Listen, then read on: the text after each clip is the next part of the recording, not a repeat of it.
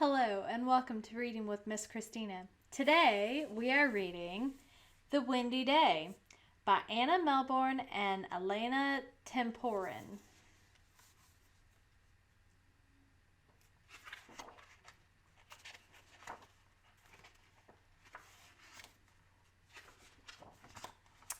Have you ever wondered what sways the trees and makes leaves dance across the grass? It's nothing you can see. It's nothing you can hold. It's the air moving around. It ruffles your hair and snatches your hat, almost as if it wants to play. If you roll out the string of a big, bright kite, then throw the kite into the air and run as fast as you can, the wind might catch it and move it and make it fly.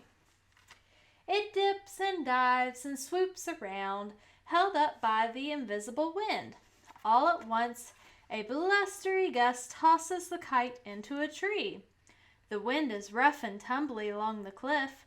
It rushes in from sea and stumbles over the bumpy land. But out on the open sea, the wind blows steadily for miles and miles.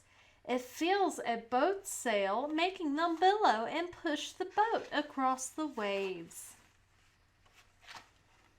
High in the sky, seagulls cry, and their voices are carried away by the wind. They tilt their wings to catch the breeze and ride it back to the shore. It's too blowy for the little birds to fly around, so they huddle up on a branch and wait for the wind to go away. At the foot of the tree, there's a sheltered spot where animals hide from the chilly wind, tucked into holes and piles of fallen leaves. As the wind rustles a sycamore tree, its twirly seeds are shaken free, and they spin down and down and down. The seeds lie scattered on the ground. Soon they'll start to grow into a new sycamore tree. Further along the cliff top stands a row of tall white windmills. Wind blowing in from the sea slowly pushes their sails around. The turning windmills make electricity, which is sent through wires to a nearby town. It lights up the lights there and makes all kinds of things work. You might wonder if the restless wind ever gets tired of blowing, but even when the wind dies down where you are, it's always blowing somewhere.